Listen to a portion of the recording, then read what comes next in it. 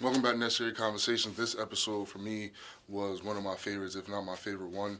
We talked a lot, me and Dr. Lucie K Lewis, we talked a lot about her segregation, things she's faced growing up as it relates to segregation, both at the college she went to and coming back to AIC and growing up in Springfield, Massachusetts, some of the things she had to go through. And it was just great learning from somebody who's lived life at a high clip. And, she's a educator, she's an author, so, you know, her way of explaining certain things in stories, you can get a vivid memory and a vivid thinking process of what she's actually explaining at the time. So it was a great honor to be able to sit down with her, somebody that has graduated from AIC.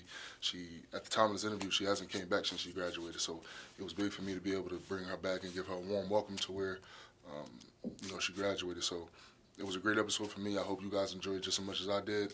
Necessary Conversations. I appreciate y'all. Like, comment, share, subscribe.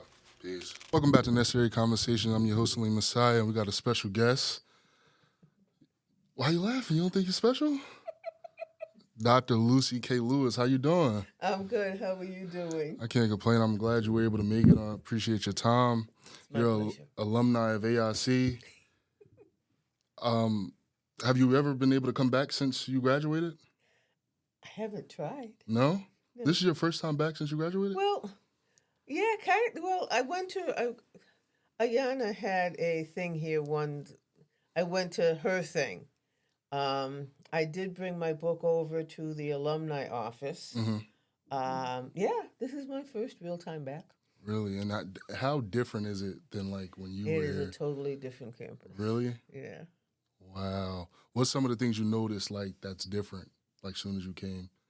Well, when I was here, the campus was the core campus, Mm-hmm. and it expanded out past Homer Street and past, and so it covers a couple of streets, and it didn't Yeah. when I was here. It was a small, compact campus. Yeah. Um, we're like it's called American International College, and it's a lot of international students here. Was it still like that when you were in college? Yeah, Really? we did have a good international population when I was here. Really? So it's always been international? Yeah, it's always been an international college. Yeah. What was your experience like when you first stepped on campus? Well, I stepped on campus as a senior, Okay. so my experience was probably a little different. Mm-hmm. I was out in Illinois at McMurray College for 3 years, Okay. and when my father died, I came home. Mm-hmm. And so when I walked on campus, I was a senior. Mm-hmm. So it's different. And I had, I lost my scholarship when I came home. Really? And so I was working full time Mm-hmm. and doing student teaching and trying to make up the credits I was missing. So I didn't have time Mm-hmm. to really think about I'm on campus. I had time to think about I can't make this year home last more than a year. Yeah. Yeah. I was committed to finishing in a year. How was your experience at your previous college? Oh, I loved being at McMurray. Really? I loved it. I loved it. From the first time I set foot on campus, I felt like I was where I was supposed to be. Mm-hmm.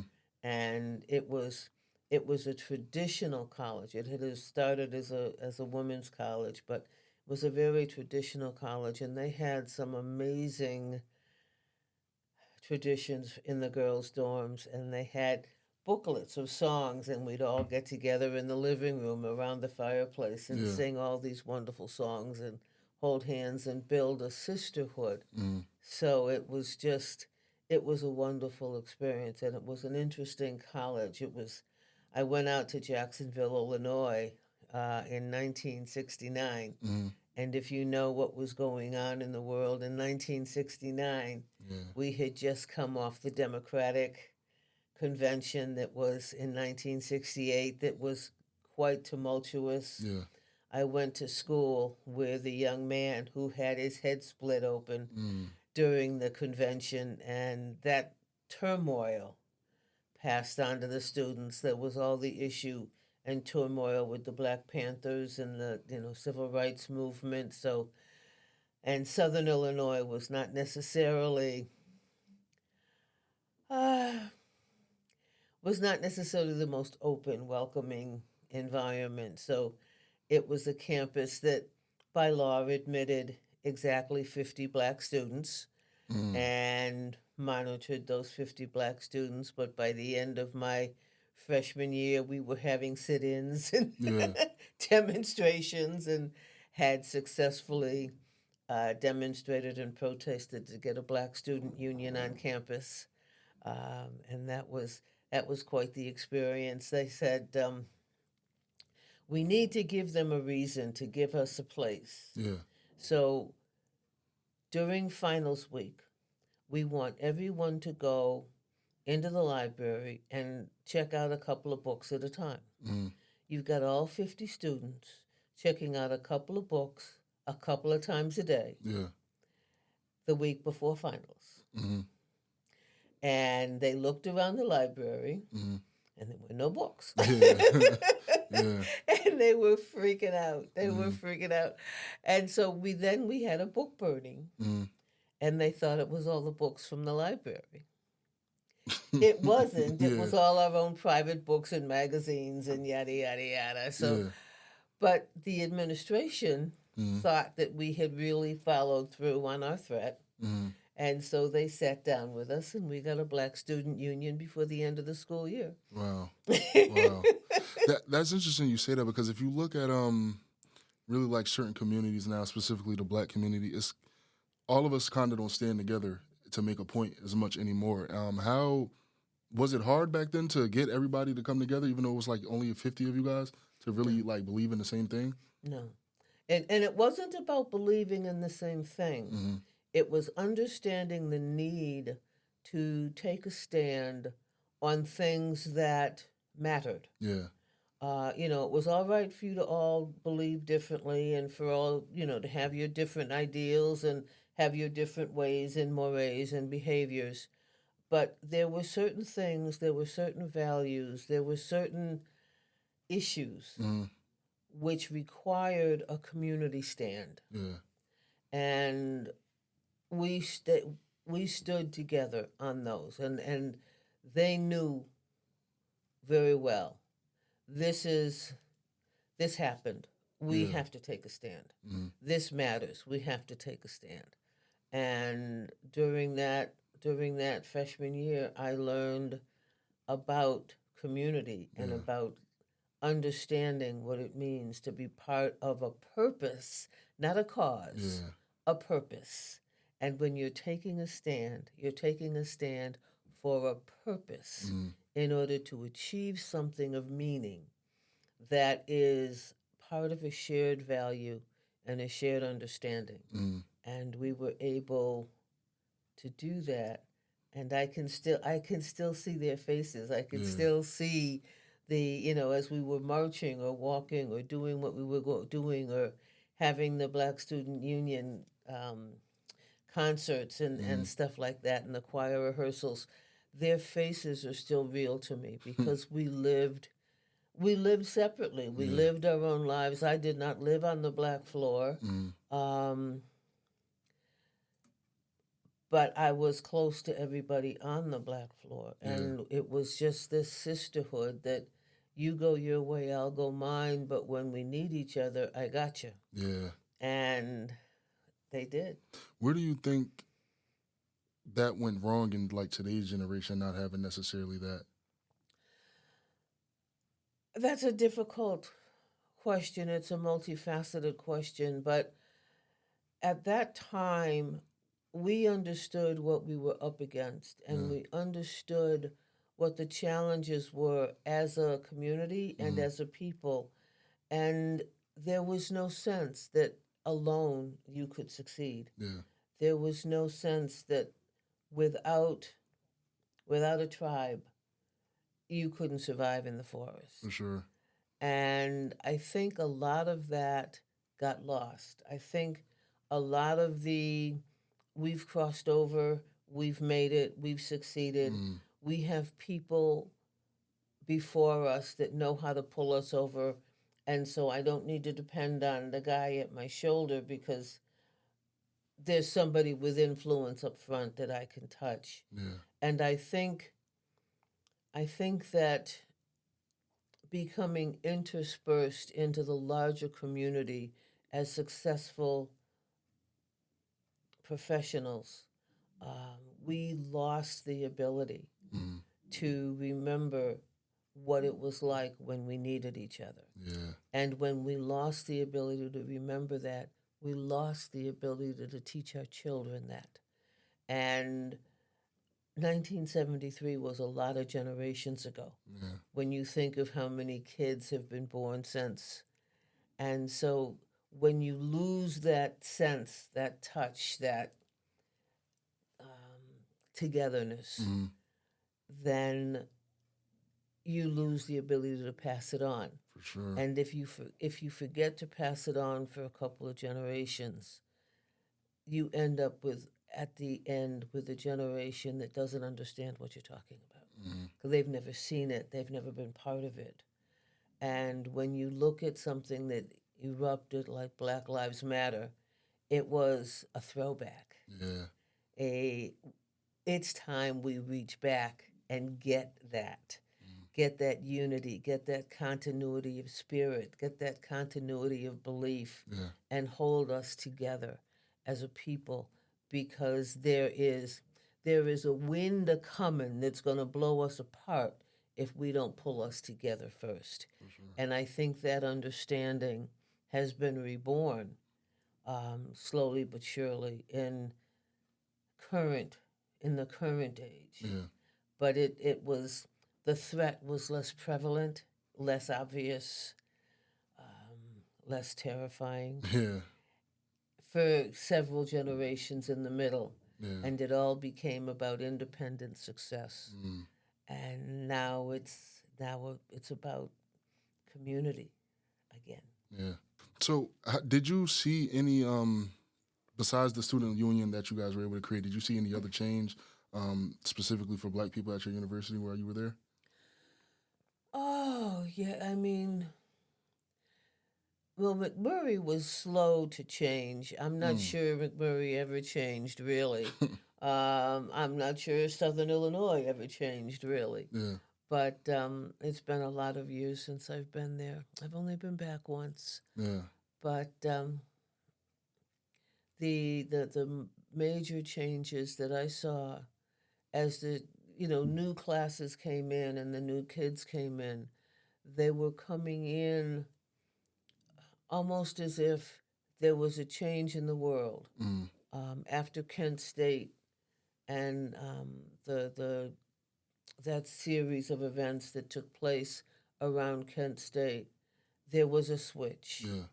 And the next class that came in seemed less absorbed in the social issues because the social issues were less pressing. I think Kent State flipped a switch, turned a lot of people, changed a lot of things, and the environment was different. Yeah. So as you went through, the college life could be different. Yeah. And so that, I think that, I mean, the college stayed the the college stayed the course. It had 50 Black students. If it Yeah. had 51, it would flunk one out. It was crazy. Did they ever change that rule while you were there, or no? I don't think they ever did. Well, they changed the housing, Okay. which helped to change the rule. Okay. Because they had a black floor for women and a black floor for men. Mm-hmm. There were only enough rooms on the black floor for 25 students. So that's why you had 50 students. You had 25 men and 25 women, and the rooms on those two floors were filled.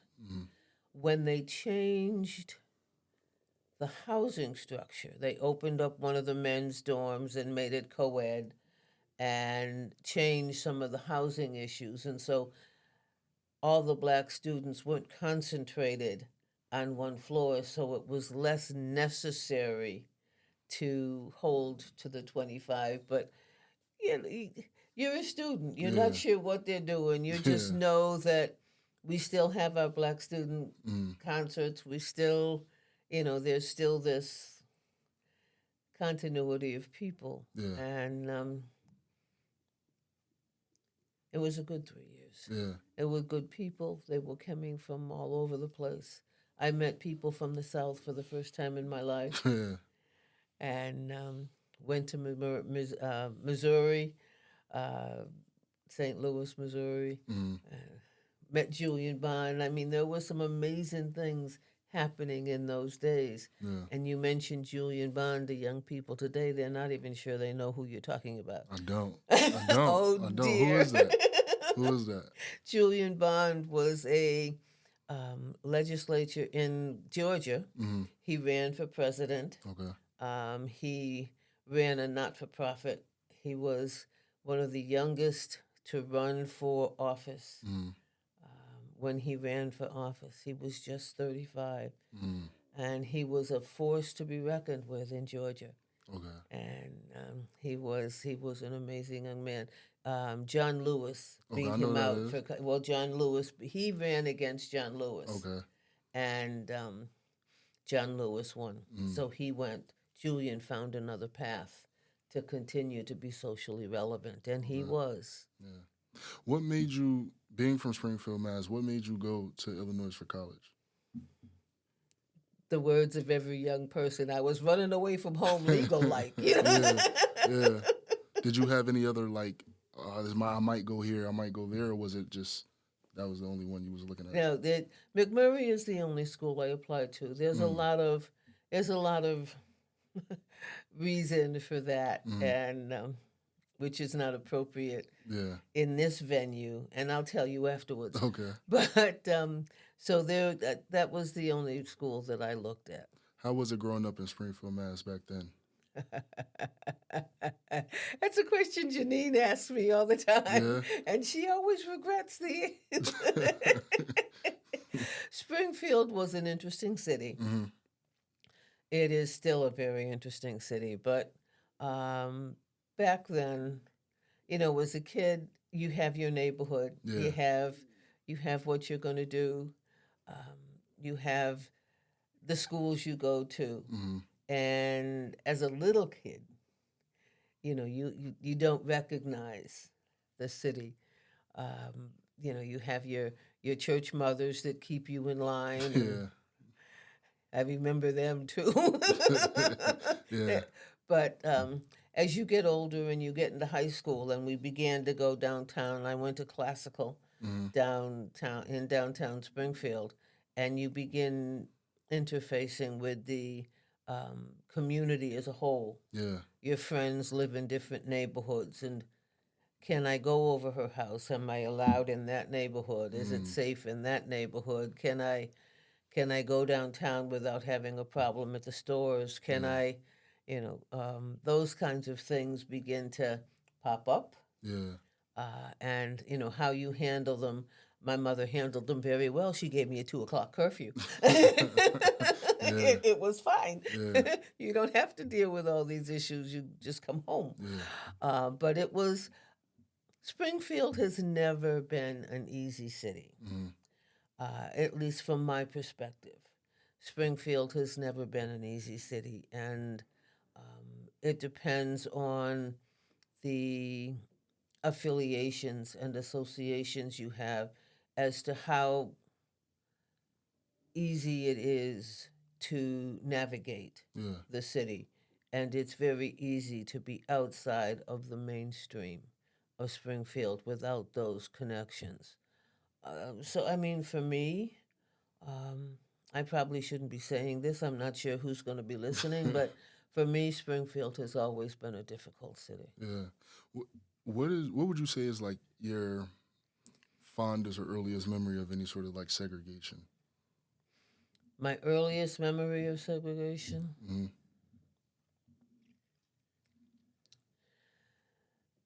I can't say that I understood that's what it was in Springfield Mm-hmm. until I was in junior high school, and the whole issue of busing and the desegregation of the schools. Mm-hmm.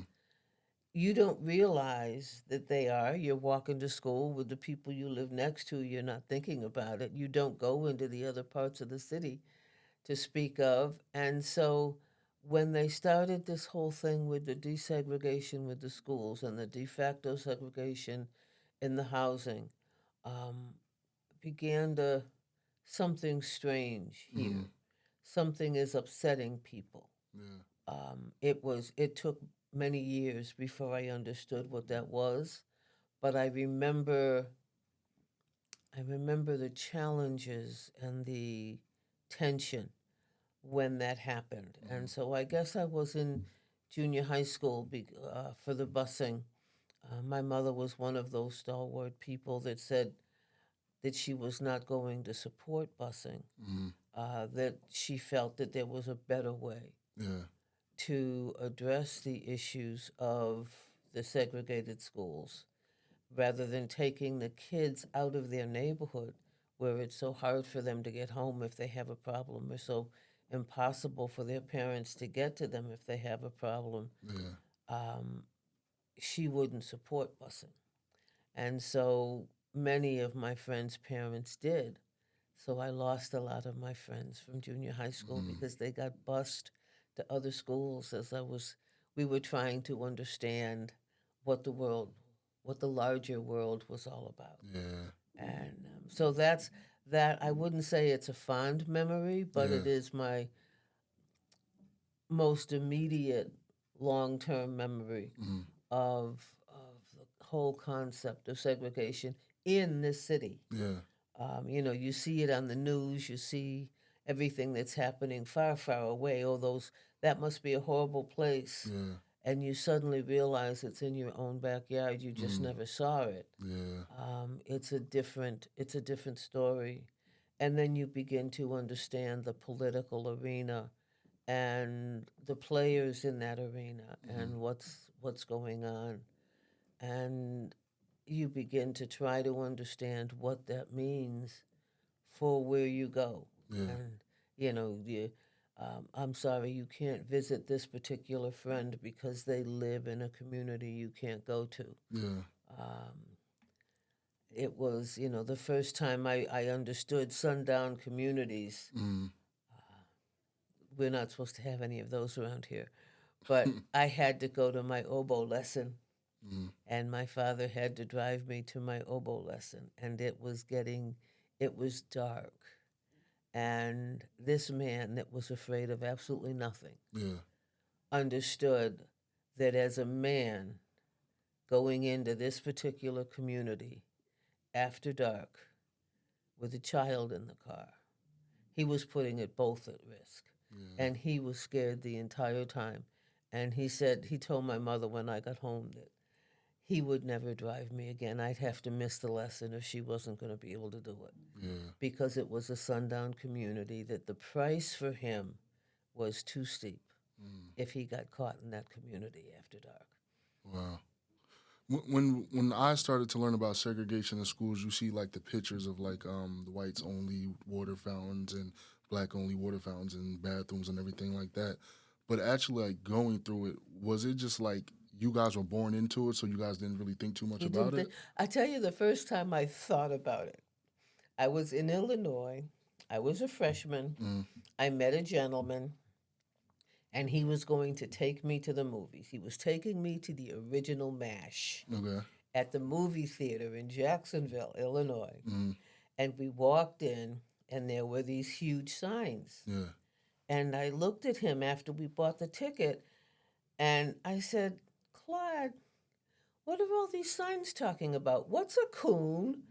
And he looked at me. He said, you stupid, get upstairs to the balcony. And I said, oh. Wow. That was my Yeah. first, oh. And then, you learn from there, you come to understand from there. I went to buy my typewriter. Mm. My typewriters in colleges are essential. And I went to buy my typewriter so I could turn in my first paper at a store in downtown Jacksonville. Mm. And the owner of the store said, we don't sell to your kind. You ain't getting that typewriter. Mm. And I went back to my faculty advisor because I had a paper due for her. I had to get, and I said to her, they won't sell me the typewriter. They won't do business with me in the store. Yeah. And she was like, give me the number of the typewriter you want, give me your money, and you will get your typewriter. She called her secretary over and she says, go buy her typewriter for her, please. And that's when I understood the idea of fronting, because I had grown up in Springfield with people saying, well, so and so's fronting so that so and so can own that building, and it didn't make any sense. Yeah. And on a small scale, I experienced fronting because this store owner would not allow me in the store. Wow. So there were some things that slap you in the face with it that Yeah. make you understand. But when you're in the system and everybody's functioning together and you're a little kid and that's just the way you live every day, it has less impact on you until somebody draws attention to it. And as I say, busing drew attention to it to me when I was in junior high school. Yeah. And then realizing as you get into that social setting, there are some communities you really have to use wisdom about going into. Yeah. It began, in those teen years, you began to realize everything's not copacetic here. It just allowed to look copacetic so that everybody can get along to go along. But it wasn't all good. Yeah.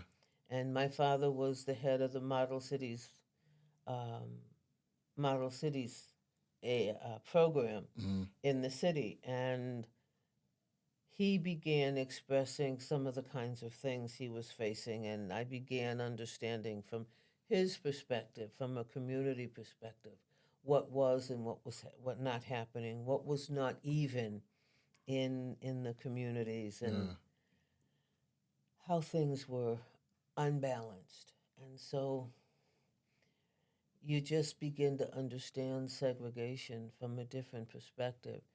The perspective that I think about segregation is probably contrary to what you're thinking about. Segregation for most people is the idea of being blocked from going. But when you think about integration has been the bullet that blew everything asunder. Because being a part of what you'd been barred from for so long became more important than community. And we lost so much in terms of, when I was a kid, you could count on the fact that doctors, lawyers, janitors, they all lived in your community. You could know them. You could talk to them. They were there. When you look at the inner city communities now, that level of professional people no longer lives to a great extent. I'm not going to say they don't, but to a great extent. It's not as prevalent. It's not as prevalent. And so the younger people today are not growing up being able to sit on the porch of somebody that's, with 1,000 different experiences that he can aspire to because he's not hearing those stories. And I remember hearing those stories. I remember sitting with those people. I remember the diversity of people in our community. And I think, in a way, we lost that. Yeah, definitely. What did you ended up majoring in college? Well, when I went out to Illinois, I majored in special education. When I came back, AIC didn't have a special education major. So I majored in elementary education with a focus on special education. Did you always want to be a teacher? I did. I can remember lining my dolls up in the playhouse and saying, okay, here's your lesson for today. So I did. And we would play schoolroom in the, when we were out in the yard and that kind of thing.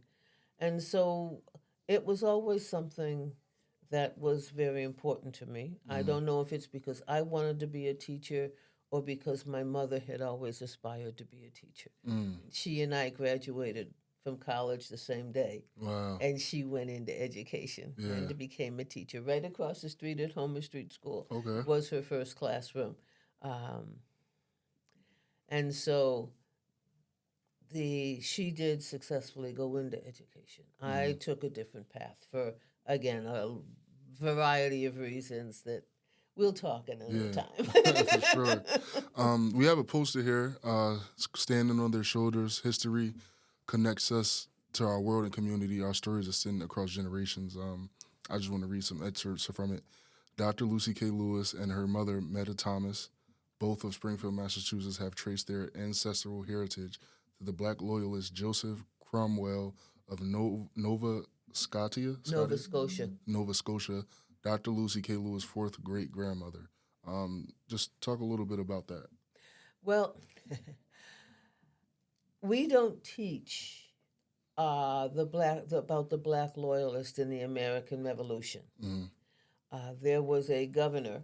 The British were not faring very well, and there was a governor that wrote a proclamation that any enslaved person that would come and fight with the British would be given their freedom. Yeah.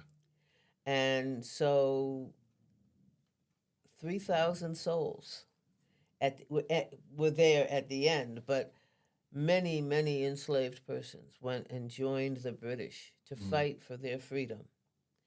And even though the British lost the war, they kept their promise. Mm. And in New York City, down around the financial district now, they housed all of these black loyalists that were looking to get out of the country. Yeah. Because the British were going to keep their promise. They brought some of them to England. They brought most of them to Nova Scotia. There were 4 or 5 ships that left. And my fourth great grandfather was one of those black loyalists that joined the British and went to Nova Scotia. He was given 50 acres of land in the Annapolis district because of his service. Wow. And Nova Scotia was not a walk in the park. They did not all stay. Some of them petitioned the British and left and went to Sierra Leone.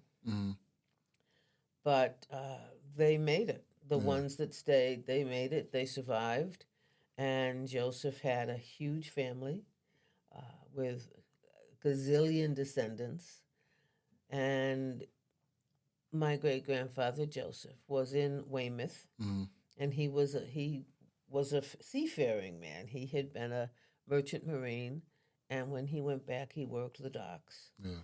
And in 1885, he relocated down to Massachusetts with a huge migrating population of the Digby population that came down, black Digby population that came down, and they populated Cambridge. So you had mini Nova Scotia in Cambridge. Yeah. And there he met his wife and raised their own family. So it was he came up out of the Maryland area, worked fighting with the British to find a way to establish his own freedom.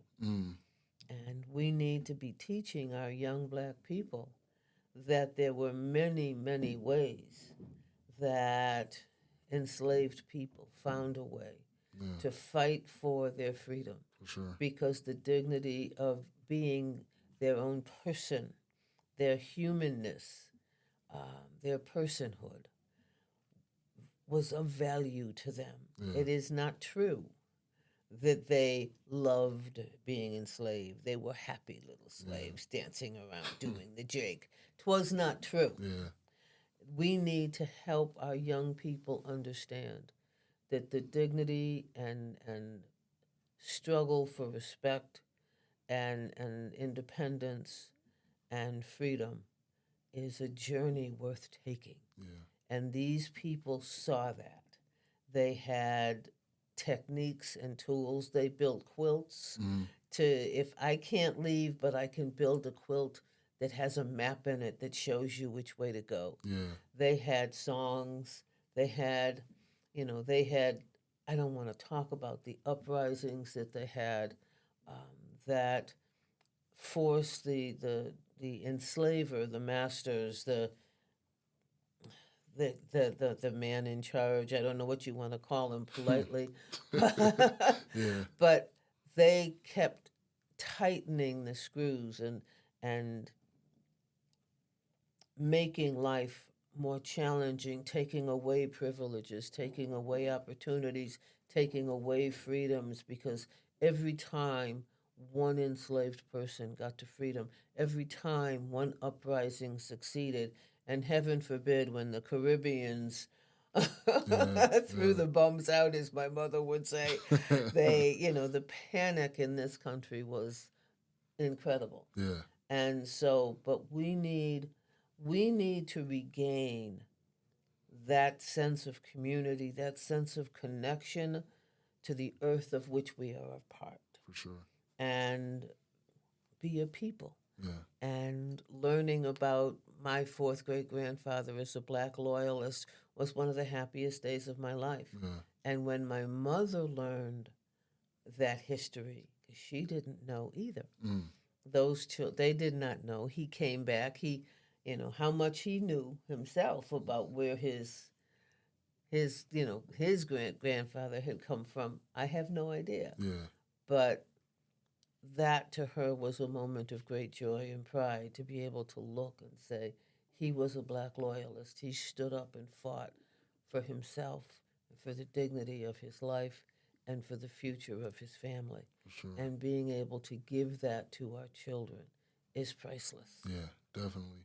And another excerpt says Dr. Lewis' grandmother, Edith Cromwell, the second great grandchild of Joseph, was born in Cambridge and married African Methodist Episcopal minister Howard Lee Moore. He was transferred to Springfield in the early 1940s to pastor Bethel AME Church on Pendleton Avenue. Relocating the family to Western Massachusetts, their second eldest daughter, Meta, traveled with them to help with the care of their younger siblings. Meta Thomas was a local educator in the Springfield Public Schools, and Dr. Lewis is an area college professor. Just talk a little bit about that as well. Yeah. My mom. Now she would, by the way. Yeah. Fortunately, she's not here. You're safe. Mm-hmm. But she would say, it is Meta. It's a long E. She did this to the nurses every day in the nursing home. A long E. You draw the line. Yeah. So, see, I'm being nice to you. But, yeah, my mom was, it was a lifelong dream for her to become an educator. Mm. She lost her dad when she was only 15. Mm. And so her dreams were greatly altered. And so she and I made it through high school together. We made it through college together. And we she graduated from UMass and I graduated from AIC one day apart in 1973. And she was able to be that educator for all of those years until she died here in Springfield. She was at Homer, she was at Van Sickle, she was at Forest Park. I think she was at Forest Park the longest. And then she was at the Acorn Street Girls Club for a while, providing direction over there. She was a 4-foot-inch midget. Actually, I shouldn't say that. She wasn't quite 5 feet tall. Let's put it that way. But she was a 10-foot tall powerhouse that represented to young people all that was possible. Yeah. She held them accountable to achieve. She held them accountable. She never accepted, I can't. She was always there, okay, you don't think you can do it this way, you can do it that way. There's a lot of students she showed that long E to. Yeah. And she was a phonetics teacher when she got into the junior high school level.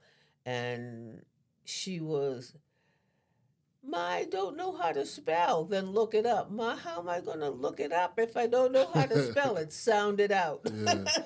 She was a phonetics pain in the neck. Yeah.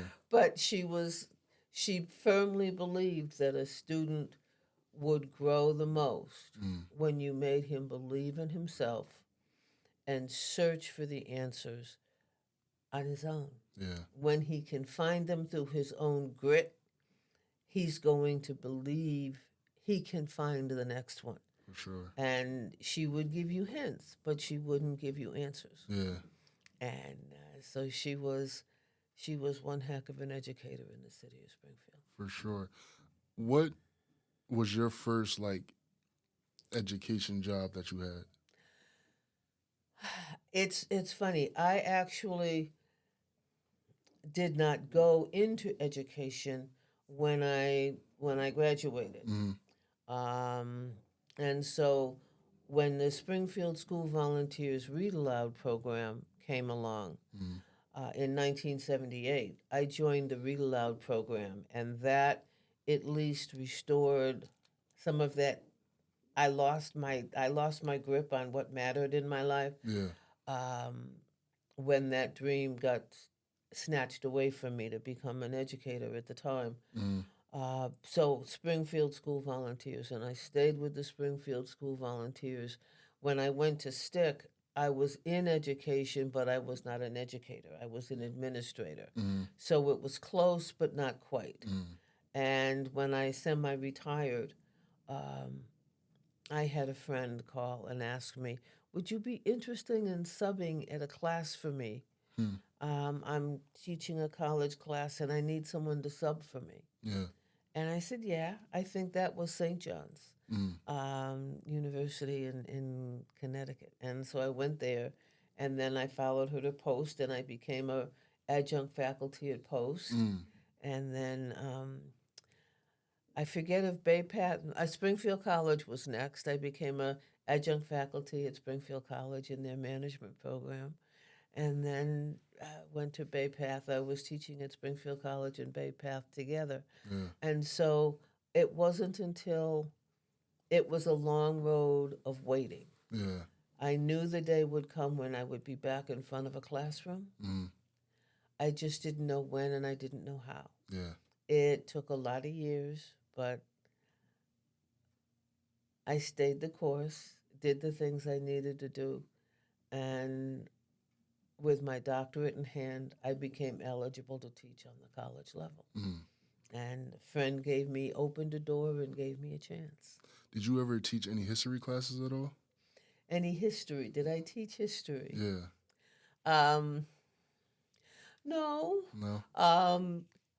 I teach history different than real people. Mm. Yeah. I don't necessarily teach what's written on the page in a book. Mm. And so when I do presentations on history, Mm. I used to love to do presentations to fourth and fifth graders. Okay. There were several schools that I would bop back and forth with and Mm. do presentations on history. But it was always about understanding the people, not the dates, not the events that Yeah. you're going to write down and memorize. History's not about it's not about a litany of events and dates and fancy names that you're supposed to remember. Yeah. History is what people lived through. History is the journey that people took. And history is what touched them. Yeah. And so if you can go back and you can bring the story alive, Mm. then you can teach history. Definitely. I don't teach facts, I teach stories. Yeah. Yeah. We were talking about it before we started. You wrote a book. I wrote a How was that process for you, and what made you want to write it? This is the funny story. Why is everything a funny story in my life? I had always promised myself I would write a book when I retired. Okay.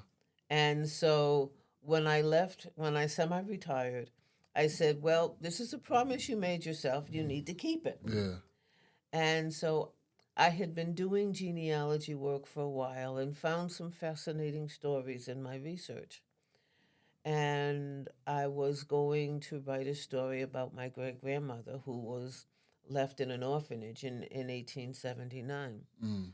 And I started work, and I started working with an author coach. Mm. I took a class to begin to understand how you write a book, because it is an art of its own. It is a skill of its own. It's not just sit down, put words on paper, and publish. It is a process. Yeah. And so I took the class, and she said to me um, one day, "What's the title of your book?" Mm. And I blurted out a title that where did that title come from? Yeah. And I realized that before I can begin telling somebody else's story, I have to come to terms with my own. Mm. And so that's when I decided to write my book, I Am Renewal from Within the Garden, Mm. because it's my story. Yeah. It's my story told through a journey that I took at a difficult time in my life. And by finding myself in that story, I began to be able to find a place in the other stories I was finding as I was doing genealogy. Mm. So I wrote it because I knew it was a destiny I owed myself to keep. Yeah. It just is not the destiny and the direction I expected it to go. Yeah. But sometimes destiny's like that. It guides you where you need to be, not where you want to be. For sure. For sure. Can we expect another book from you, or is that it? I'm not going to say that's it, Mm. but I'm going to say it would have to take a major discovery Mm. in my genealogy research for me to do another book. My aunt is dying for me to write one for the family, Mm.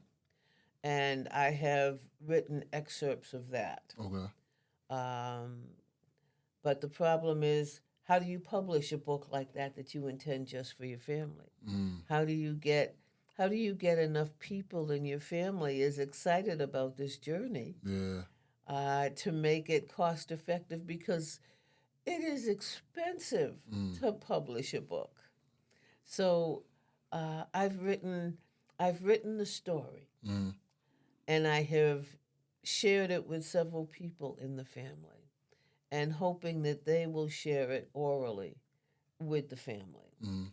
And so that book, that story, has been told. It's being told. Yeah.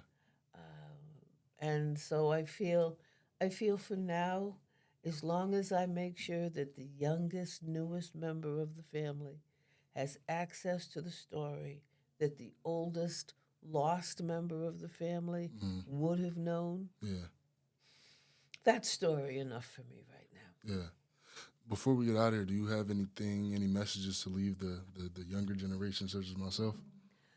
Oh, younger generation, I have several messages for you. The first message that I have is wake up. Mm. Understand the world that you live in. You're not living in a vacuum, and tomorrow is not guaranteed.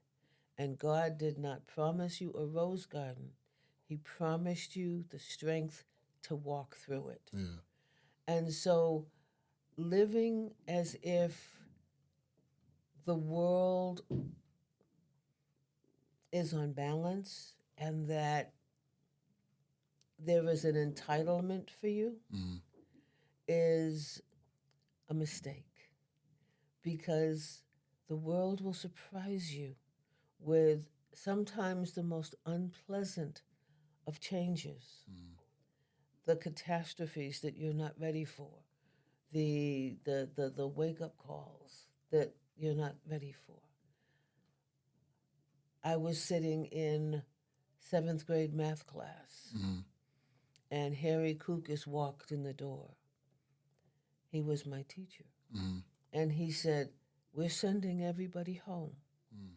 but we want you to understand that President John F. Kennedy has just been assassinated, Mm. and your life will never be the same." Mm. And he began singing that song, "People who need people are the luckiest people in the world." And he cried as we walked out of the room. Mm. And from there, we lost him, we lost Martin, I don't want to count. in the 60s, the people that were assassinated, the world that turned upside down. Yeah. Just remember that you have to be person enough to take that walk, no matter which way the world is going. Wake up Yeah. and know what's happening. Definitely. And have the courage and strength to stand tall in the face of it. Yeah. I think that's perfect way to end it. For sure. I appreciate you for coming on. Your stories is great. I appreciate your contribution to AIC and everything in the community. You got any shout-outs or anything to say before we get out? Any shout-outs or anything to say before we get out of here? Only to her. Yeah, for sure. Shout out. We got to get her on next. Well, Definitely. no, I shout out to my husband because he's home not feeling well, Okay, and I feel bad that I deserted him. But yeah, I hope he feels better for sure. I appreciate you. Necessary Conversation. I'm your host, Saleem Messiah, and we out.